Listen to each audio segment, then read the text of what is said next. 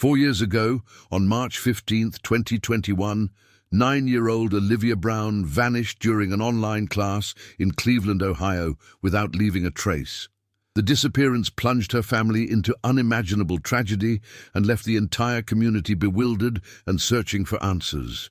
Police considered multiple possibilities, from stranger abduction to family involvement, but couldn't solve the case, causing outrage among Olivia's relatives who never lost hope. They fought tirelessly for the truth to emerge, refusing to let their little girl become just another cold case statistic. Before we continue, subscribe and hit the bell icon. Here, we reopen archived cases with respect and proof. Mrs. Patterson's third-grade class was discussing spring weather patterns when it happened. 23 children sat in their virtual boxes on the screen, some with messy hair, others still in pajamas, the new normal of pandemic education. Olivia Brown occupied the bottom right corner, her strawberry blonde curls framing a face that seemed older than her 9 years. She'd been unusually quiet that morning, her mother Sarah noticed, but attributed it to the stress of remote learning. At exactly 10:42 a.m. Eastern Time, Olivia's chair became empty.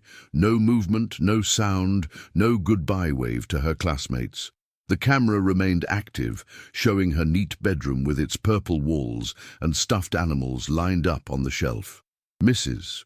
Patterson continued teaching for another 8 minutes before realizing one of her students had simply disappeared from the digital classroom. The first panic came from Sarah Brown, who'd been working in the kitchen when Mrs. Patterson called. Racing upstairs to Olivia's room, she found everything exactly as it had been that morning. Bed made, backpack by the door, even Olivia's favorite teddy bear sitting in its usual spot.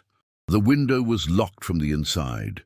The door had been closed, and there was no sign of struggle. It was as if the little girl had simply evaporated from existence. Cleveland police arrived within 20 minutes, treating the Browns' modest 2-story home like an active crime scene. Detective Marcus Wright, a veteran investigator with 15 years of experience in missing persons cases, immediately recognized the complexity of what they were dealing with. How does a child vanish from a locked room during a live video call without anyone noticing? The technological aspect alone presented challenges that traditional investigative methods weren't designed to handle. The neighborhood canvas revealed nothing unusual. The Browns lived on Maple Street, a quiet residential area where everyone knew everyone else's business. No strange vehicles had been spotted, no unfamiliar faces reported. The mail carrier, Mrs. Henderson, had made her usual rounds that morning and noticed nothing out of the ordinary. Even the family dog, a normally alert golden retriever named Max, showed no signs of distress or unusual behavior that day. As hours turned into a frantic first night, the reality began setting in for David and Sarah Brown. Their daughter hadn't run away. She was too young and had never shown any inclination toward rebellious behavior. She hadn't been taken by a stranger through conventional means. The house was secure and monitored. Something else had happened, something that defied logical explanation and would haunt their family for years to come. The Cleveland community rallied around the Browns with an intensity that surprised even seasoned investigators. Neighbors organized search parties, local businesses donated resources, and social media campaigns spread Olivia's photo across the state. But as days passed without leads, without ransom demands, without any trace of the missing girl, the case began to take on an almost supernatural quality that left everyone involved questioning what they thought they knew about how children disappear. The investigation's technological component became its most puzzling aspect. FBI cybercrime specialists were called in to examine every digital trace from that morning, creating a minute-by-minute reconstruction of Olivia's final moments in the virtual classroom. What they discovered only deepened the mystery surrounding her disappearance. The Zoom session logs showed Olivia's device remained connected for the entire duration of class. Her laptop camera continued transmitting video of the empty chair and bedroom until Mrs. Patterson ended the session at 11:30 a.m. Most unsettling was the audio feed. Sensitive microphone settings captured ambient sounds from Olivia's room for nearly an hour after she vanished. Investigators heard the family dog walking by, the distant sound of Sarah working downstairs, even a neighbor's lawnmower starting up. But no voices, no footsteps, no sounds that might explain how a fourth grader simply disappeared. Technology expert Dr. Lisa Chen, brought in as a consultant, spent days analyzing the metadata and system logs. The timestamp showed Olivia's last keystroke at 10:41:23 a.m., exactly 1 minute and 7 seconds before her classmates noticed the empty chair. She'd been typing a response about her favorite season when the digital trail went cold. No applications were opened, no websites visited, no files accessed after that moment. Detective Wright found himself dealing with a case unlike anything in his career. Traditional investigative techniques seemed inadequate when faced with a disappearance that occurred while the victim was essentially under digital surveillance. The family's internet history became crucial evidence.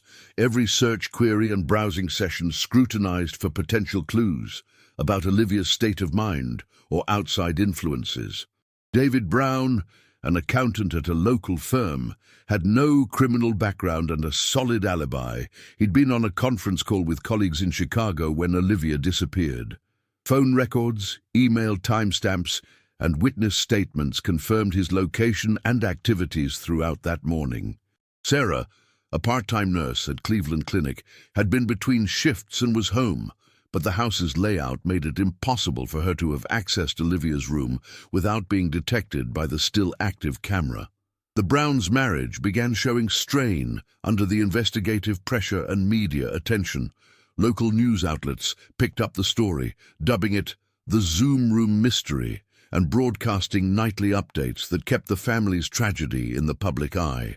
Social media armchair detectives proposed increasingly bizarre theories, from alien abduction to elaborate hoaxes, adding to the family's emotional burden during their darkest hours.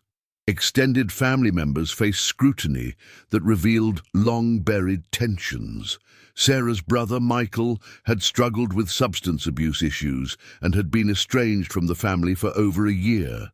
Police investigated his whereabouts on March 15th, discovering he'd been in a rehabilitation facility in Columbus, 2 hours away, with documented check-in times that eliminated him as a suspect. These investigations, while necessary, reopened old wounds and complicated the family's attempts to maintain unity during their crisis. As the investigation entered its second month, leads began drying up. The FBI's Behavioral Analysis Unit created a profile suggesting Olivia had likely encountered someone she trusted, someone who could convince her to leave her room willingly and quietly. But identifying this person proved impossible when every adult in her limited social circle had solid alibis and no apparent motive for harming a 9-year-old girl. Cleveland's Maple Street neighborhood, once a close-knit community where children played safely in front yards and neighbors looked out for each other, began experiencing the corrosive effects of an unsolved mystery. Suspicion crept into everyday interactions as residents started viewing familiar faces through the lens of Olivia Brown's disappearance. The elementary school where Olivia would have attended in-person classes became a focal point of both support and speculation. Principal Janet Morrison organized fundraisers and awareness campaigns, but behind closed doors, teachers and staff found themselves under unofficial surveillance by paranoid parents. Every interaction with students was scrutinized, every private moment questioned. 3 veteran educators requested transfers by the end of the school year, unable to cope with the atmosphere of distrust that had settled over their workplace. Mrs. Patterson, Olivia's teacher, struggled with guilt and became obsessed with reviewing the recorded class session. She watched those final minutes hundreds of times, searching for any detail she might have missed. A shadow moving in the background, an unusual sound, a flicker of movement that could explain what happened to her student. The school district eventually mandated counseling sessions after Mrs. Patterson suffered a panic attack during a virtual faculty meeting. Local businesses on Maple Street experienced the economic impact of a community under investigation. The small grocery store where Sarah Brown shopped weekly saw a decline in customers as true crime enthusiasts and journalists began frequenting the area. Mr. Ahmad, who owned the corner market, installed additional security cameras after receiving suspicious looks from neighbors who suddenly wondered if he might know something about Olivia's disappearance. The Browns' immediate neighbors faced particular scrutiny. The Hendersons, an elderly couple who'd lived next door for 30 years, found their daily routines questioned by investigators and gossiping residents. Their grandson's weekend visits stopped abruptly when other parents in the neighborhood began expressing concerns about any adult male in the vicinity. These innocent family members became collateral damage in a community's desperate search for answers. Church attendance at St. Mary's, where the Browns were regular parishioners, initially increased as people sought comfort and community support. Father Michael O'Brien organized prayer vigils and counseling sessions, but even this sacred space wasn't immune to the poison of suspicion. Whispered conversations in parking lots and hallways gradually replaced open discussions of faith and hope. Some congregants began avoiding the Browns entirely, unable to cope with the reminder of every parent's worst nightmare. Social media amplified these community tensions exponentially. Local Facebook groups that once shared school closures and garage sale announcements became breeding grounds for conspiracy theories and accusations. Anonymous posts targeted various community members, forcing police to investigate cyberbullying complaints alongside the missing person case. Detective Wright found himself mediating neighborhood disputes that stemmed from online harassment and rumor-mongering. The case's media coverage attracted unwanted attention from true crime podcasters, YouTube investigators, and conspiracy theorists who descended on Cleveland like vultures. These outsiders walked through the neighborhood with cameras and recording equipment, interviewing anyone willing to talk and often misrepresenting their statements for dramatic effect. Longtime residents began feeling like prisoners in their own community, afraid to step outside without being approached by someone seeking information or sensational quotes. As spring turned to summer in 2021, the search efforts that had once united the community began revealing its underlying fractures. Volunteer coordination broke down amid personality conflicts and disagreements about strategy. Some residents accused others of not doing enough, while others felt overwhelmed by the constant pressure to participate in searches and awareness campaigns. The tragedy that should have brought people together instead exposed the fragility of suburban social bonds when tested by extraordinary circumstances. 2 years of fruitless investigation transformed the Browns from a family in crisis into living symbols of unresolved grief. The massive media attention that initially kept Olivia's case in the public eye gradually diminished as other tragedies and news cycles claimed the spotlight. Detective Wright, now the primary investigator on a case that had consumed thousands of hours and departmental resources, faced increasing pressure to move on to more solvable crimes. Sarah Brown's part-time nursing position became her lifeline to sanity. Caring for patients at Cleveland Clinic provided temporary escape from the suffocating atmosphere of her home, where every room held memories of her missing daughter. Colleagues initially offered overwhelming support, but as months passed without resolution, their sympathy evolved into awkward avoidance. People didn't know what to say to a mother whose child had simply vanished, so they often said nothing at all. David's accounting work suffered as concentration became nearly impossible. His supervisor at Henderson and Associates had been understanding during the initial crisis, but professional obligations eventually reasserted themselves. Client meetings and tax deadlines couldn't wait indefinitely for personal tragedies to resolve. The couple's financial situation deteriorated as medical bills for anxiety treatment and therapy sessions mounted alongside reduced income from missed workdays. The Browns' extended family struggled with their own forms of survivor guilt and helplessness. Sarah's parents, Ruth and William Mitchell, had moved from Arizona to Cleveland immediately after Olivia's disappearance, but their presence sometimes created additional stress rather than comfort. 3 generations of grief occupied the modest home on Maple Street, each person processing trauma differently and often clashing over coping strategies and decision-making. Olivia's bedroom remained exactly as she'd left it that March morning, becoming a shrine that both preserved her memory and prevented emotional healing. Sarah changed the sheets weekly and dusted the furniture, maintaining readiness for a return that rational thought knew was increasingly unlikely. David wanted to begin the painful process of packing away some items, but any suggestion of altering their daughter's space triggered explosive arguments that drove the couple further apart. Anniversary dates became particularly brutal reminders of their ongoing nightmare. March 15, 2022, arrived with renewed media attention and well-meaning but painful expressions of continued support from the community. The Browns participated in a memorial vigil at Maple Street Elementary, standing before television cameras and newspaper photographers while struggling to maintain composure. These public appearances, while keeping Olivia's case visible, also prevented the family from processing their grief privately. Detective Wright maintained regular contact with the Browns, but his updates became increasingly sparse and discouraging.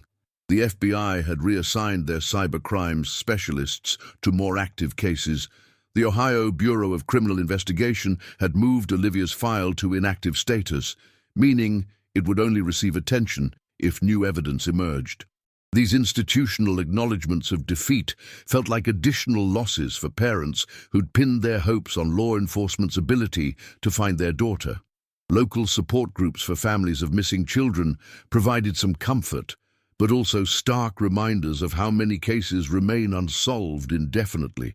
Meeting other parents who'd been searching for 5, 10, or even 20 years forced the Browns to confront the possibility that their questions might never receive answers. These encounters alternately inspired determination to continue fighting and deepened their despair about the future. The house on Maple Street, once filled with Olivia's laughter and the normal chaos of family life, settled into an oppressive quiet, broken only by the sound of Sarah crying late at night or David pacing the floors during sleepless hours. Neighbors gradually stopped checking in regularly, their own lives demanding attention that couldn't indefinitely focus on their missing child. The Browns found themselves increasingly isolated, carrying their burden alone while the world moved forward around them. Detective Wright's decision in early 2023 to revisit the Browns' digital evidence marked a turning point in the investigation that no one could have anticipated.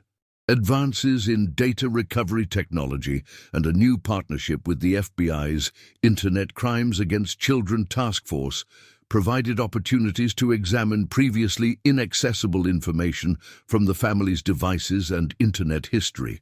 Computer forensics specialist Agent Maria Santos brought fresh eyes to evidence that had been analyzed multiple times without revealing significant leads.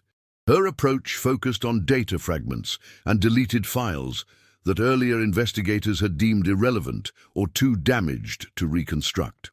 Working with the Browns' consent, she began a comprehensive digital archaeology project that would ultimately crack open the case. The breakthrough came from an unexpected source: temporary internet files stored in the family's router cache. These fragmentary records, automatically created by their home network system, contained traces of online activity that had been overlooked during the initial investigation. Agent Santos discovered evidence of browsing sessions that didn't match the family members' known internet usage patterns, suggesting someone else had accessed their network. Further analysis revealed sophisticated attempts to delete specific types of digital evidence from the Browns' computers and devices. The deletion patterns were methodical and technically advanced, indicating knowledge of computer systems beyond what typical family members might possess. Most significantly, the deleted material appeared to focus on communications and file transfers that occurred in the weeks leading up to Olivia's disappearance. Sarah Brown's shock at learning their home network had been compromised was matched by her confusion about the technical implications. She and David were typical users who checked email, streamed videos, and maintained social media accounts, but neither possessed advanced computer skills. The idea that someone had been monitoring their online activities without their knowledge introduced terrifying new possibilities about who might have targeted their family. Detective Wright recognized that this digital intrusion evidence fundamentally changed the investigation's direction. Instead of focusing on random abduction or family involvement, they were now dealing with a predator who had studied the Browns' routines and vulnerabilities through extended surveillance. The technological sophistication suggested either professional criminal expertise or someone with specialized training in computer systems and network security. Agent Santos's continued analysis uncovered fragments of encrypted communications that had been transmitted through the Browns' compromised network. While the messages themselves remained unreadable, their timing and frequency patterns suggested coordination between multiple parties. This evidence pointed toward an organized operation rather than the actions of a single individual, exponentially complicating the investigation while providing new avenues to explore. The FBI's behavioral analysis team revised their profile based on these digital findings. They were now looking for someone with both technical skills and patient planning capabilities who had invested significant time in studying the Brown family before acting. The victim selection appeared deliberate rather than opportunistic, suggesting Olivia had been specifically targeted for reasons that remained unclear. If this case has already captured your attention, please like this video. It helps Olivia Brown's story reach more people. The technical evidence raised disturbing questions about how long the Browns had been under surveillance and what other information might have been gathered about their daily routines.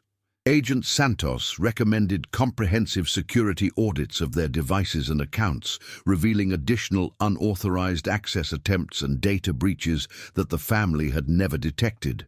The violation of their digital privacy felt almost as traumatic as their daughter's disappearance. As the investigation entered this new phase, Detective Wright felt cautiously optimistic for the first time in 2 years. The digital evidence provided concrete leads to pursue rather than the dead ends and cold trails that had characterized the case's early stages. However, he also recognized that the technical complexity of these findings would require resources and expertise that stretched his department's capabilities to their limits.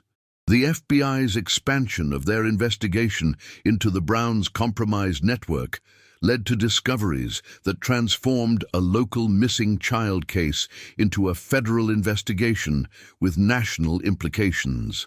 Agent Santos's analysis revealed that the digital intrusion wasn't an isolated incident, but part of a sophisticated surveillance operation targeting multiple families across Ohio and neighboring states. Cross-referencing network signatures and intrusion patterns, the FBI identified similar compromises in 17 other households over a 2-year period preceding Olivia's disappearance. These families shared certain demographic characteristics: middle-class suburban households with children between ages 7 and 12, parents who worked predictable schedules, and limited technical knowledge about cybersecurity. The pattern suggested systematic target selection by an organized group. Detective Wright found himself working alongside federal agents who brought resources and expertise that his Cleveland department couldn't match. The Joint Task Force established a command center at the FBI's Cincinnati field office, where analysts worked around the clock to map the network of compromised systems and identify the perpetrators behind the sophisticated operation. The technical investigation revealed that the intrusion method involved hijacking home Wi-Fi networks through vulnerabilities in commonly used router models. Once inside, the attackers installed monitoring software that captured keystrokes, recorded audio and video from connected devices, and tracked family routines through smart home systems. This level of surveillance provided detailed intelligence about target families' vulnerabilities and schedules. Sarah and David Brown struggled to process the implications of these revelations, learning that strangers had been watching their family for months before Olivia's disappearance added layers of violation and fear to their existing trauma. Every conversation they'd had in their home, every private moment they'd assumed was secure, had potentially been monitored and recorded by predators planning to harm their daughter. The FBI's behavioral analysis suggested that Olivia's case represented an escalation in the group's criminal activities. Previous intrusions appeared focused on surveillance and data gathering, but taking a child represented a dramatic increase in risk and criminality. This escalation indicated either growing confidence in their operational security or desperation driven by external pressures. Agent Santos discovered encrypted communications between the surveillance team and what appeared to be clients or customers interested in specific types of information about targeted families. These communications used sophisticated encryption and routing methods that made immediate decryption impossible, but their existence confirmed that the operation was commercially motivated rather than the work of isolated predators. The investigation's expansion brought both hope and frustration to the Brown family. While federal resources and expertise offered the best chance of finding answers about Olivia's fate, the broader scope meant their daughter's case was now one of many priorities competing for attention. They struggled with feeling grateful for the renewed investigation, while resenting that it had taken 2 years to uncover these crucial leads. Media attention resurged as news of the federal investigation leaked to local reporters. The story of a missing Cleveland girl had evolved into a tale of organized cybercrime and child trafficking that attracted national coverage. The Browns found themselves once again thrust into the spotlight, fielding interview requests from journalists who wanted to explore the intersection of technology and child predation. Detective Wright maintained his role as the Browns' primary point of contact despite the case's federal expansion. His relationship with the family had deepened over 2 years of shared frustration and determination, and he felt personally invested in seeing the investigation through to resolution. The technical complexity of the current phase sometimes left him feeling out of his depth, but his commitment to finding Olivia remained unwavering. The task force's work revealed disturbing evidence about the scope and duration of the surveillance operation. Some families had been monitored for over a year before any criminal action was taken, suggesting patient long-term planning by perpetrators who treated child abduction as a methodical business operation rather than impulsive criminal behavior. This systematic approach made the crimes more chilling while potentially providing more evidence to support prosecutions. As spring arrived in 2023, exactly 2 years after Olivia's disappearance, the investigation was simultaneously more hopeful and more horrifying than anyone could have imagined. The digital evidence promised eventual answers, but those answers were revealing a criminal enterprise whose scope and sophistication challenged assumptions about how predators operated in the digital age. The FBI's infiltration of encrypted communications led to a breakthrough that would finally provide answers about Olivia Brown's fate, while exposing a criminal network that operated across state lines. Agent Santos's team had spent months working with cryptography specialists to crack the sophisticated encryption used by the surveillance operation, finally gaining access to communications that revealed the full scope of the criminal enterprise. The decrypted messages painted a disturbing picture of a commercial child trafficking ring that used high-tech surveillance to identify and study potential victims before acting. Olivia hadn't been randomly selected. She'd been specifically chosen based on detailed intelligence gathered through months of digital monitoring. The communications revealed discussions about her school schedule, her parents' work routines, and even her personality traits that would make her easier to manipulate. Most significantly, the messages contained references to the Cleveland delivery and discussions about transportation logistics that corresponded exactly with the timing of Olivia's disappearance. Agent Santos found evidence of payments totaling $75,000 that had been transferred between network members on March 16, 2021, one day after Olivia vanished from her bedroom during the online class. Detective Wright felt sick as he reviewed the decrypted communications that treated a 9-year-old girl as a commercial commodity. The clinical language used by the perpetrators to discuss Olivia's abduction revealed a level of dehumanization that challenged his 2 decades of experience investigating violent crimes. These weren't desperate individuals acting on impulse. They were organized criminals operating a sophisticated business. The investigation identified 3 primary suspects based on the communication patterns and technical evidence. Marcus Thompson, a 34-year-old former IT specialist from Columbus, appeared to be the technical coordinator responsible for network intrusions and surveillance operations. Jennifer Walsh, a 29-year-old woman from Toledo, handled victim selection and initial contact. The apparent leader, identified only by the codename Architect, remained elusive despite extensive analysis of the communication patterns. Federal prosecutors began preparing cases against Thompson and Walsh, while the FBI launched a coordinated operation to locate and arrest them. The complexity of the evidence required months of preparation to ensure that sophisticated defense attorneys couldn't exploit procedural errors or technical challenges to avoid conviction on charges that could result in life sentences. The Browns learned about these developments through carefully managed briefings with Detective Wright and Agent Santos. Sarah struggled with conflicting emotions, relief that the investigation was progressing mixed with horror at learning the systematic way their daughter had been targeted and studied before being taken.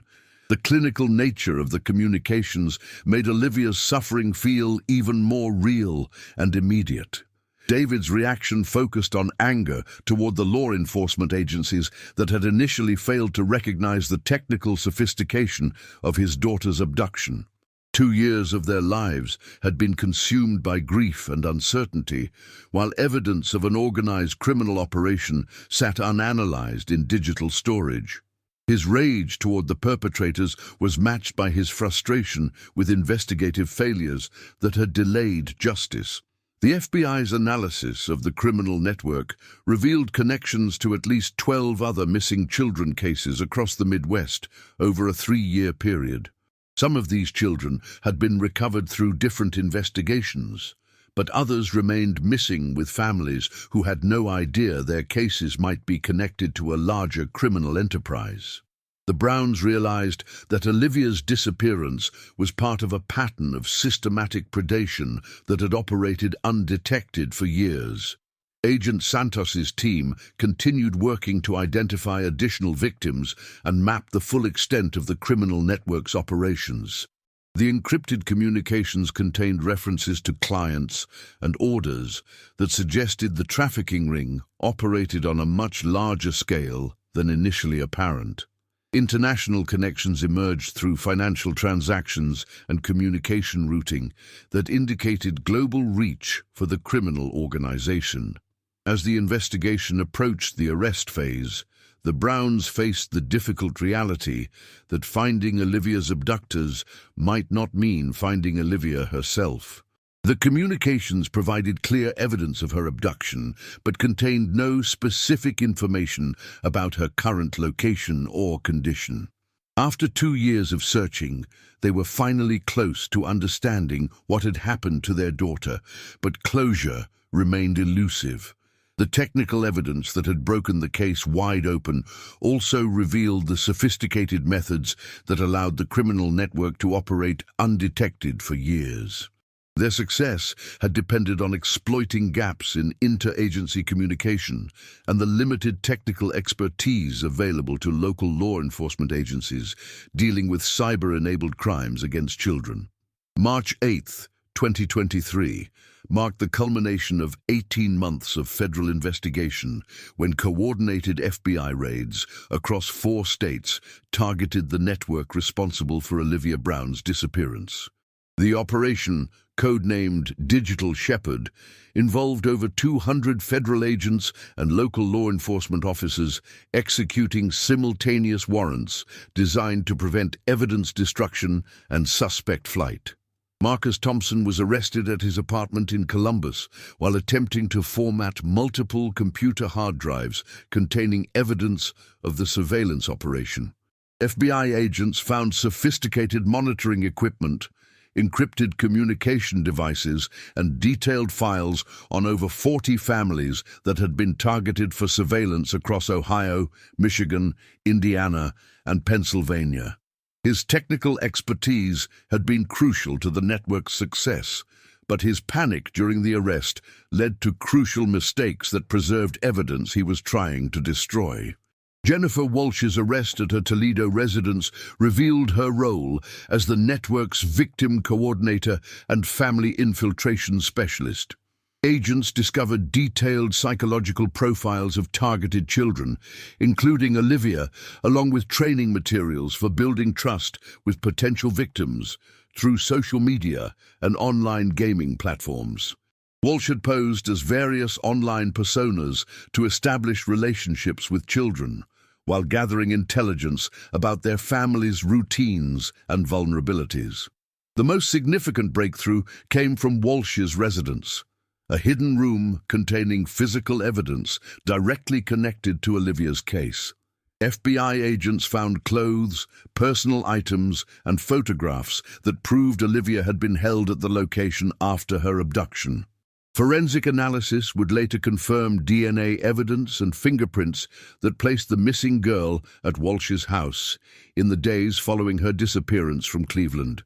Detective Wright accompanied federal agents during the Walsh raid, finally seeing physical proof that Olivia Brown had survived the initial abduction and been held captive. The evidence was simultaneously encouraging, proving she had lived beyond March 15th, and terrifying in its implications about what she had endured.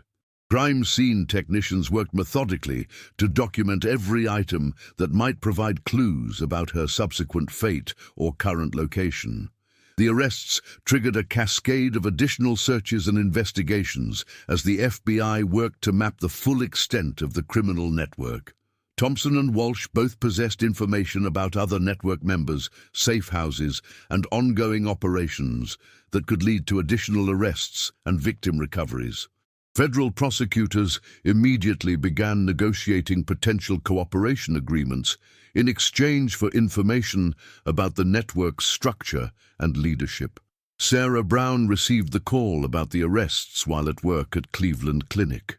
Her initial reaction was overwhelming relief that someone was finally being held accountable for her daughter's disappearance, followed immediately by desperate hope that the arrested suspects might provide information about Olivia's current whereabouts. The 2-year nightmare of uncertainty was evolving into a new phase of potential answers, mixed with continued fear about what those answers might reveal. The community response to news of the arrests was complex and emotionally charged. Neighbors who had spent 2 years living under the shadow of an unsolved child abduction felt vindicated in their fears while simultaneously guilty about having suspected each other. The revelation that sophisticated criminals had been operating in their neighborhood challenged their assumptions about suburban safety and community security. Media coverage of the arrests brought renewed national attention to Olivia's case and the broader implications of cyber-enabled child trafficking. True crime podcasts and news programs analyzed the technical methods used by the network, while exploring the investigative challenges that had initially allowed them to operate undetected. The Browns found themselves once again navigating media attention while processing their own emotional responses to these developments. The FBI's examination of evidence seized during the raids revealed disturbing details about the network's operational methods and victim selection criteria. Children were chosen based on family vulnerabilities, technological naivety, and geographic isolation from extended support systems. Olivia had been targeted not randomly, but because she met specific criteria that made her an attractive victim for the trafficking network. Agent Santos continued analyzing digital evidence from the raids while coordinating with international law enforcement agencies, following financial and communication trails that extended beyond U.S. borders. The network's global connections suggested that Olivia and other victims might have been transported internationally, complicating recovery efforts while expanding the scope of potential prosecutions. As the Browns processed news of the arrests and evidence discoveries, they faced the difficult balance between hope and realistic expectations about finding their daughter alive after 2 years in captivity. The physical evidence proved she had survived the initial abduction, but the criminal network's sophisticated operations and international connections made her current situation uncertain and potentially tragic. The breakthrough in Olivia Brown's case came from an unexpected source when Jennifer Walsh, facing life imprisonment under federal trafficking statutes, agreed to cooperate with prosecutors in exchange for a reduced sentence. Her detailed confession, delivered over 3 days of intense FBI interviews, finally revealed the complete truth about what had happened to the 9-year-old girl who vanished during an online class in March 2021. Walsh's account painted a disturbing picture of systematic planning and execution that had begun 6 months before Olivia's abduction. The network had identified the Brown family through data mining of school district records and social media profiles, selecting Olivia based on her parents' work schedules, their limited technical sophistication, and their geographic isolation from extended family support. The months of digital surveillance had mapped every aspect of the family's routine, identifying the optimal moment to strike. The actual abduction had been executed with chilling precision during the online class session. Walsh had gained access to the Browns' house through a basement window that the surveillance had revealed was often left unlocked. While Olivia sat in her bedroom participating in the virtual lesson, Walsh had quietly entered the house and waited in the hallway outside her room, monitoring the class session through hacked audio feeds to time her approach perfectly. Detective Wright listened to Walsh's confession with a mixture of professional fascination and personal disgust. The level of planning and technological sophistication involved in targeting a 9-year-old child represented a new evolution in predatory behavior that challenged traditional investigative approaches. Walsh described manipulating Olivia into leaving her room by claiming that her mother had been injured and needed immediate help, exploiting the child's natural concern for her family. The most heartbreaking aspect of Walsh's confession involved describing Olivia's behavior during her initial captivity. The little girl had repeatedly asked when she could return home for her online classes, not understanding that her normal life had ended permanently. Walsh had maintained the fiction of a temporary emergency for several days, while transporting Olivia to various safe houses across Ohio and Michigan, gradually revealing the reality of her situation as they moved further from Cleveland. Sarah Brown's reaction to learning these details was devastating and complex. Knowing that someone had been inside their house, steps away from her while she worked downstairs, violated her sense of security in ways that might never heal. The image of Olivia being manipulated through concern for her mother's welfare added guilt to Sarah's grief, as she struggled with irrational feelings of responsibility for her daughter's vulnerability to deception. Walsh's cooperation revealed the network's ultimate disposition of their victims through connections to international trafficking organizations operating in Eastern Europe and Southeast Asia. Olivia had been transported to a location in Michigan where she was prepared for international transport, but Walsh's information about subsequent events became vague and potentially unreliable. The cooperation agreement required her to provide all available information, but her direct involvement had ended after the initial stages of the trafficking process. The FBI's investigation based on Walsh's information led to additional arrests and the rescue of 3 other children who were being held at locations connected to the network. These recoveries provided hope that Olivia might also be found alive, but they also revealed the sophisticated international scope of the trafficking operation that made recovery efforts extraordinarily challenging. Federal prosecutors faced difficult decisions about how to balance Walsh's cooperation against the severity of her crimes. Her information had been crucial to understanding the network and potentially saving other children. But her direct responsibility for Olivia's abduction and the trauma inflicted on the Brown family demanded significant punishment. The plea negotiations reflected broader challenges in prosecuting complex criminal enterprises, where cooperation from lower-level participants is essential for reaching leadership figures. The international aspects of the investigation required coordination with law enforcement agencies in multiple countries, a process that could take months or years to produce results. Agent Santos worked with Interpol and national agencies to track financial transactions and communication patterns that might reveal Olivia's current location, but the sophisticated methods used by the trafficking network made these efforts extremely challenging. David Brown struggled with conflicting emotions as the investigation provided answers, while simultaneously revealing the scope of his daughter's suffering. Understanding what had happened to Olivia was necessary for any hope of finding her, but the details of her abduction and trafficking were almost too painful to process.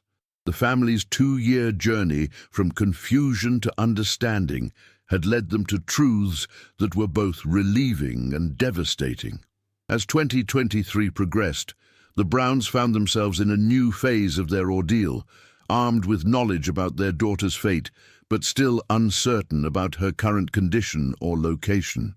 The arrests and prosecutions provided a form of justice, but the closure they desperately sought remained elusive as international investigations continued their slow and methodical work. The case had evolved from a local missing child investigation into a landmark federal prosecution that would influence how law enforcement agencies approach cyber-enabled trafficking crimes. Olivia Brown's disappearance had exposed vulnerabilities in digital security and interagency coordination that prompted significant changes in investigative protocols and resource allocation for crimes against children. Subscribe to our channel to explore more archived and disturbing cases across America. Thank you for following Olivia Brown's story. We'll see you in the next video. 3 years later, September 2025, the house on Maple Street looks different now. Sarah and David Brown moved away in the fall of 2023, unable to continue living in the space where their daughter had been watched, studied, and ultimately taken. The new owners, a young couple with no children, painted over the purple walls of Olivia's bedroom and converted it into a home office. They know the house's history. Everyone in Cleveland knows the story of the girl who vanished during a Zoom class, but they chose to see it as just another house, not a crime scene frozen in time. Detective Wright, now approaching retirement, keeps a photo of Olivia on his desk, alongside dozens of other cases that shaped his career. The international investigation continues, though with diminished intensity as resources shift to newer emergencies and more recent crimes. Interpol maintains active alerts, and the FBI's trafficking task force includes Olivia's case in their ongoing operations, but the realistic hope of recovery has dimmed with each passing month. Jennifer Walsh was sentenced to 25 years in federal prison after her cooperation led to the rescue of 7 children and the dismantling of the trafficking network's domestic operations. Marcus Thompson received life without parole, his technical expertise having enabled crimes that destroyed multiple families. The mysterious architect was never identified, though investigators believe he fled the country when the network began unraveling. Sarah works at a trauma center in Phoenix now, having moved across the country to escape the constant reminders of her loss. She specializes in helping families of missing children, transforming her grief into purpose while maintaining the slimmest hope that her expertise might someday help another parent avoid her fate. She still celebrates Olivia's birthday every year, though the parties now consist of lighting a candle and making a donation to the National Center for Missing and Exploited Children. David remarried in 2024, finding love with a widow who understood grief without needing explanations. They live quietly in Oregon, where he works as a financial advisor and advocates for improved cybersecurity education for families. He speaks occasionally at conferences about the technical vulnerabilities that enabled his daughter's abduction, turning his painful education into warnings that might protect other children. The Cleveland Police Department implemented new protocols for missing child cases involving technology, ensuring that digital evidence receives immediate analysis rather than being overlooked during crucial early hours. Detective Wright helped develop training programs that he hopes will prevent other investigators from missing the signs of sophisticated criminal operations hiding behind seemingly impossible disappearances. Mrs. Patterson, Olivia's teacher, left education after completing the 2021 school year and now works as a child safety advocate. She never forgot the moment when she noticed the empty chair in her virtual classroom, and that memory drives her work to improve online safety protocols for remote learning environments. The recorded class session from March 15, 2021, became evidence in federal court and training material for law enforcement agencies nationwide. The broader community on Maple Street slowly healed, though the scars remain visible in increased security systems, heightened parental vigilance, and the way conversations still sometimes turn to what happened to the brown girl. The case changed how families think about digital privacy and online safety, prompting many to seek cybersecurity education they never knew they needed. Agent Santos continues her work with the FBI's Internet Crimes Against Children Task Force, using lessons learned from Olivia's case to identify and disrupt other trafficking networks before they can harm additional victims. The technical methods developed during the investigation have since been applied to dozens of other cases, leading to rescues and prosecutions that might not have been possible without the breakthrough achieved in Cleveland. The Browns' former neighbors often wonder what became of the family that lived through every parent's worst nightmare. Some followed news coverage of their move and new lives, while others preferred to let them disappear into privacy and anonymity. The house where Olivia was taken no longer represents tragedy to most residents. It's simply another home on a street where children play and families live, though some parents still hold their kids a little tighter when passing by. Technology companies have implemented new security features and parental controls, partly in response to the vulnerabilities exposed by Olivia's case. Router manufacturers now include more robust default security settings, and home surveillance systems offer better encryption and intrusion detection. These changes came too late for the Brown family, but they represent Olivia's unintended legacy in making other families safer. The international investigation remains technically active, with periodic reviews of new intelligence and coordination with foreign law enforcement agencies. Realistically, the chances of finding Olivia alive diminish with each passing year, but her case file remains open and investigators continue following leads when they emerge. Hope becomes thinner, but never entirely disappears. On quiet evenings in Phoenix and Oregon, Sarah and David sometimes find themselves thinking about their daughter as she would be now, 13 years old in middle school, navigating the complicated transition from childhood to adolescence. They imagine her personality developing, her interests evolving, the person she was becoming before her life was stolen by strangers who saw her as a commodity rather than a child. The empty chair from that March morning in 2021 has become a symbol that extends far beyond one family's tragedy. It represents the vulnerability of children in an increasingly connected world, the sophistication of predators who adapt new technologies to ancient crimes, and the determination of those who refuse to let victims be forgotten. Olivia Brown's story continues to unfold not through her physical presence, but through the changes her case created in how society protects its most vulnerable members. Her photograph still appears on missing child websites and milk cartons, though less frequently than in the immediate aftermath of her disappearance. The FBI maintains rewards for information leading to her recovery, and advocacy organizations include her case in awareness campaigns about online safety and human trafficking.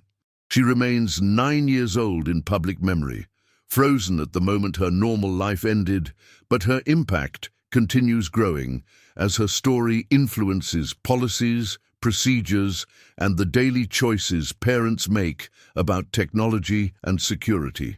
The truth about what happened to Olivia Brown on that March morning has been revealed, documented, and prosecuted. But the story of her influence on how society protects children from digital-age predators continues evolving, ensuring that her brief life serves purposes her abductors never intended and her family never expected. In a world that too often forgets yesterday's tragedies, Olivia Brown's empty chair refuses to be ignored.